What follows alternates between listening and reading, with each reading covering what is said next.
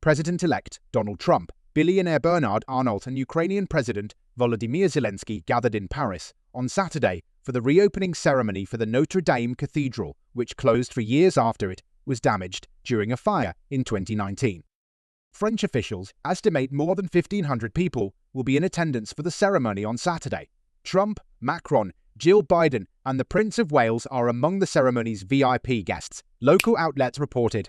Other world leaders attending the event include former Secretary of State John Kerry, Italian President Giorgia Meloni, King Philippe and Queen Mathilde of Belgium, Prince Albert ETI, Polish President Andrzej Duda and Italian President Sergio Mattarella, among others. Arnault, LVMH's chief executive and the world's fifth richest person, with a fortune valued at $170.03 billion, was also spotted alongside family members. Elon Musk, the world's wealthiest person and a Trump ally, was also reportedly in attendance. $1 billion. That's how much was donated to help French officials restore Notre Dame, according to the Associated Press, with the help of France's richest families. Arnault donated about $200 million, while Francois Pinault, who attended the ceremony with his wife Selma Hayek, pledged $113 million. The Bettencourt family, which controls L'Oréal, matched Arnault's donation. The total cost of the restoration was about $738.05 million. On April 15, 2019, the Notre Dame Cathedral became engulfed in flames, though the cause of the blaze is still unknown. About 600 firefighters fought the fire for 15 hours, and most of the 850-year-old structure was saved, including its two bell towers. Macron called for the church to be restored within 5 years, resulting in an outpouring of donations. Shortly after the fire, Trump said it was so horrible to watch the fire at Notre Dame and called for flying water tankers to help put it out. Notre-Dame est un lieu absolument unique. On le voit par les 12 millions de visiteurs qui s'y pressaient avant l'incendie. On l'a vu par l'émotion internationale, bien au-delà des frontières de la France, qui a été suscitée au lendemain de l'incendie. Mais c'est vrai que c'est un lieu unique pour plusieurs dimensions. C'est-à-dire, il y a cet emblème de la France, très certainement, mais il y a cette élévation portée par la cathédrale.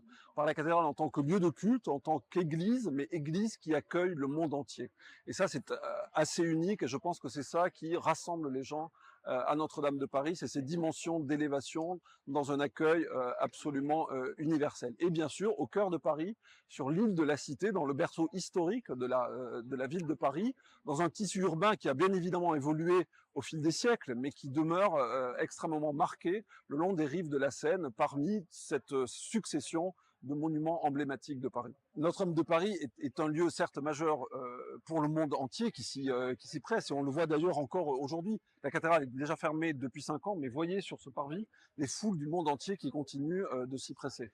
Mais Notre-Dame, on le sait, elle est largement au cœur des Parisiens, elle est tout un symbole pour Paris, elle est certes l'église du diocèse de Paris, elle est l'église des Parisiens, mais il y a aussi un profond attachement sentimental, affectif, je dirais presque viscéral. L'incendie de Notre-Dame demeurera un fait marquant et on l'a bien vu d'ailleurs marquant dans la préservation du patrimoine. C'est-à-dire qu'on a bien vu tous les enjeux, au-delà des enjeux de calendrier de réouverture en 5 ans, tous les enjeux patrimoniaux liés à la restauration de la cathédrale, enjeux d'ailleurs auxquels l'UNESCO s'est associé très très rapidement, à l'échelle de la cathédrale, mais aussi à l'échelle de l'aménagement du site de la cathédrale. Si le bâti, si la toiture, si la flèche, bien évidemment, la très symbolique flèche ont été reconstruites à l'identique, ce chantier aura été l'occasion de mettre à niveau et de refaire la totalité d'ailleurs des installations techniques de la cathédrale. Voilà.